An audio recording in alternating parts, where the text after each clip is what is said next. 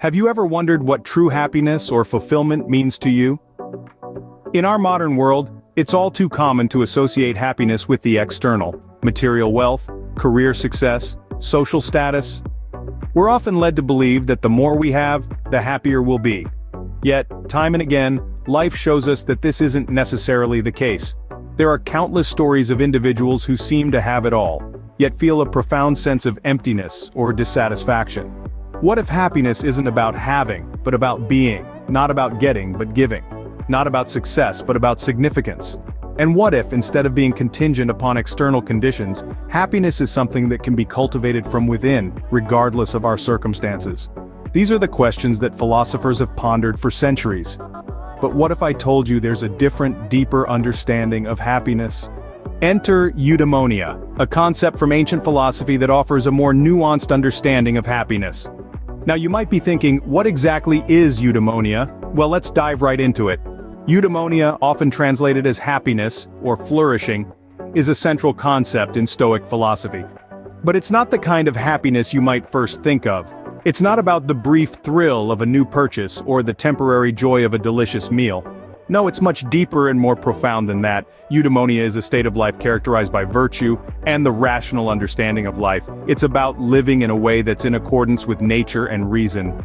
This might sound a bit abstract, but it's actually quite straightforward. It's about understanding the natural order of the universe, recognizing our place within it, and acting in ways that align with this understanding.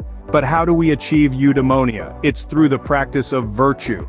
The Stoics believed that virtue is the only good and that it's entirely within our control. They identified 4 cardinal virtues: wisdom, courage, justice, and temperance. By cultivating these virtues, we can achieve eudaimonia. You see, eudaimonia is not about transient feelings of pleasure or joy. It's not about chasing after fleeting moments of happiness. It's about the deep sense of fulfillment and flourishing that comes from living a virtuous life. The Stoics also believed that eudaimonia can be maintained regardless of external circumstances. Even in the face of hardship or adversity, a virtuous person can maintain tranquility and peace of mind, which are essential components of eudaimonia.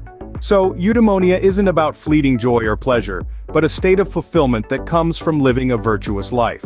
It offers a robust and resilient model of happiness, one that's rooted in virtue and the rational understanding of life.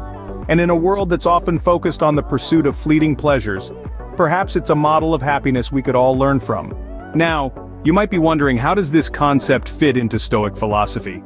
Well, let's dive into the Stoic world. To the Stoics, eudaimonia was not just an abstract concept, but the ultimate goal of human life, the highest good. And the key to achieving it? Virtue.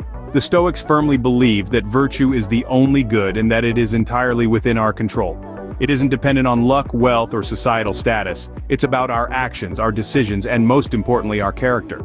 So, what are these virtues that the Stoics held in such high regard? They identified 4 cardinal virtues: wisdom, courage, justice, and temperance. Each of these virtues plays a crucial role in leading us towards eudaimonia. Firstly, wisdom. This isn't merely about knowledge, but the ability to navigate life's complexities and make sound decisions. It's about discerning what's within our control and what's not, and acting accordingly. Next, courage. The Stoics didn't just see courage as bravery in the face of danger, but also as the moral courage to stand by our principles and values, even when it's difficult. Justice, the third virtue, represents fairness, righteousness, and treating others with respect. It's about understanding our role in the society and acting in a way that contributes to the common good. Finally, temperance, or self-control. This virtue is about moderation and balance. It's the ability to resist excess and indulgence, to keep our desires and impulses in check. These virtues are not separate, but interconnected. They work together, guiding us towards a life of eudaimonia, a life that is in harmony with nature, with reason, and with our true selves. To the Stoics, achieving eudaimonia meant cultivating these virtues and living in accordance with nature and reason. It's about striving not just for momentary happiness, but for a profound sense of fulfillment and flourishing that permeates our entire life. But what makes eudaimonia a resilient model of happiness? To understand this, we must delve into the Stoic belief that eudaimonia is independent of external circumstances. One might wonder, how could that be possible? Life is a constant ebb and flow of good and bad experiences, isn't it? Here's the Stoic answer: it's all about perspective and control. Stoic philosophy emphasizes the distinction between things within our control and things beyond it. Our actions, judgments, desires, and aversions, these are within our control. Everything else, wealth, fame, health, and even life itself, is not. This dichotomy is crucial to maintaining eudaimonia. A virtuous person in the Stoic view focuses on what they can control and lets go of what they can't. They understand that external circumstances don't define their happiness. Instead, it's their internal state, their virtue, their rationality, their tranquility, that determines their eudaimonia. Now consider adversity. It's an inevitable part of life and it often feels like it can shatter our happiness. But the Stoics offer a powerful counterpoint. They argue that adversity doesn't have to disrupt our tranquility or peace of mind. In fact, it can strengthen it. How so?